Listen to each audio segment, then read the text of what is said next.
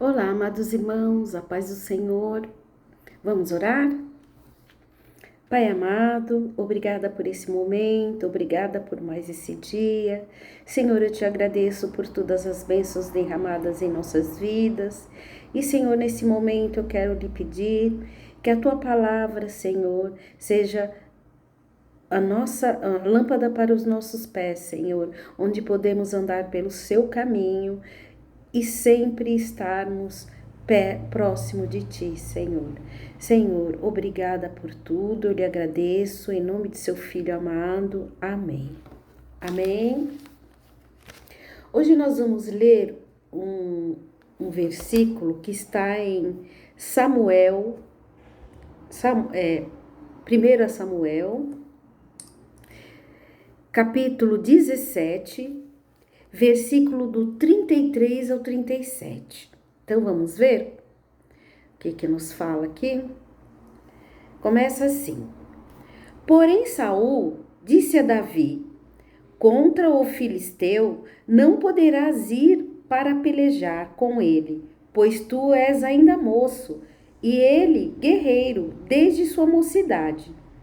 Respondeu Davi a Saul: o teu servo apacentava as ovelhas de seu pai, quando veio um leão ou um urso e tomou um cordeiro do rebanho. Eu saí após ele e o feri, e livrei o cordeiro da sua boca. Levantando-se ele contra mim, agarrei-o pela barba e o feri e o matei. O teu servo matou tanto o leão como o urso. Este incircunciso filisteu será como um deles. Portanto, afrontou os exércitos de Deus vivo. Disse mais Davi: O Senhor me livrou das garras do leão e das garras do urso. Ele me livrará das mãos desse filisteu. Então disse Saul a Davi: Vai-te, o Senhor seja contigo. Amém? Então aqui nós temos a história de Davi enfrentando o filisteu, né? O gigante Golias. Aqui nós vemos nesse texto, sempre a gente lembra da coragem de Davi de enfrentar um homem muito, 3 vezes maior que ele, talvez até mais. E também vemos aqui a confiança que ele teve em Deus. Então, para enfrentar um homem daquele com algumas pedrinhas na mão, não é para qualquer um. Tem que ter muita confiança em Deus e saber que vai ganhar aquela guerra, né? Vai ter aquela vitória. Então, nós já conhecemos essa história, sabemos que ele enfrentou Golias, ganhou, né? Os filisteus perderam e eles ganharam. E depois de alguns anos, Davi se tornou rei no lugar de Saul. Então nós já conhecemos essa história. Aí, ouvindo uma pregação, eu vi uma explicação bem diferente e eu gostei, então resolvi repassar para vocês. Aqui, Davi, para ele enfrentar Golias, ele teve que pedir permissão para o rei, né? Para ir lá e enfrentar como um guarda real. Então ele tinha que pedir essa permissão e tinha que convencer Saul a deixá-lo ir. Aí ele usou essa estratégia de dizer que ele já havia enfrentado para um leão e um urso para defender as suas ovelhas, as ovelhas que ele tomava conta de seu pai. E ele enfrentou, brigou corpo a corpo e ganhou a briga contra o leão e o urso. E Deus estava com ele. Aí o que me chamou a atenção na pregação é que quando Davi venceu Golias, ele tinha uma plateia enorme. Tinha todos os soldados, tinha os filisteus, tinha o rei, tinha a família dele. Então, tinha uma plateia enorme quando viu ele ter essa vitória. Mas quando ele enfrentou o leão e o urso, ele estava só. Só era ele e Deus. Então, só Deus estava junto com ele, dando-lhe força e coragem para ele enfrentar aqueles dois animais para defender a sua criação, os cordeirinhos dele. Então, isso me fez lembrar que muitas vezes nós estamos tristes, o nosso coração está triste, agoniado, e que às vezes a gente vai conversar com alguém, mas algum amigo, algum familiar, né? Alguém da nossa proximidade, mas essa pessoa ela não consegue entender aquela dor que está no seu coração, aquela tristeza que está no coração.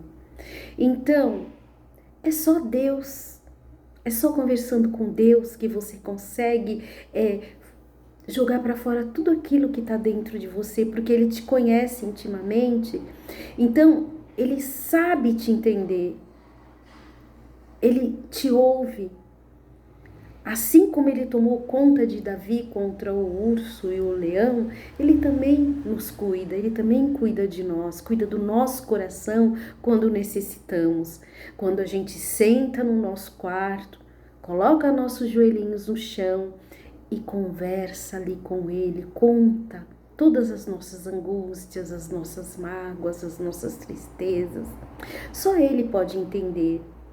Às vezes nenhum amigo, nenhuma pessoa próxima da gente pode chegar, não, isso é bobeira, deixa pra lá, faz isso que é bom, sempre dá um conselhinho ou outro, mas às vezes esse conselho, ele não chega até nosso coração, não vai tão profundamente. Mas a palavra de Deus, ela entra como uma agulha no nosso coração e ela consegue ir profundamente, as palavras de Deus. Consegue nos alegrar, consegue arrancar aquela tristeza da profundidade. Então essa angústia é só quando a gente estamos a sós com Deus que a gente consegue contar para Ele, colocar para fora toda essa tristeza, toda essa mágoa que a gente tem. E muitas vezes quando a gente sai assim de um momento de oração, quando a gente fala com Deus, quando a gente chora, quando a gente fala tudo que a gente pode falar, às vezes a gente sai dali leve, solto, com a certeza de que tudo vai melhorar, de que tudo vai passar e que nós temos um amigo grandioso que nos ouve. Não está ali pessoalmente como um amigo, como uma pessoa, mas a gente sabe que Ele está ali. O fiel sabe que Deus está com ele naquele lugar, naquele momento, naquele quartinho, naquele espacinho que você encontrou para conversar com Ele. Porque Ele te conhece intimamente e Ele te dá todo o apoio através da sua palavra. Ele te dá todo o apoio que você necessita. Então, é só por isso que a gente tem que sempre ter Deus no nosso coração, ter sempre Deus perto de nós, estar sempre aprendendo cada vez mais, conhecendo cada vez mais a sua palavra. A gente se sente mais fortificado, mais alegre. Deixa para demonstrar suas angústias só para Deus. Mostre para as pessoas apenas as suas vitórias, as suas alegrias. Lógico que a gente tem, às vezes, né, um companheiro, um filho, que é da nossa intimidade, que a gente consegue, mas mesmo assim, muitas vezes, não. É só Deus.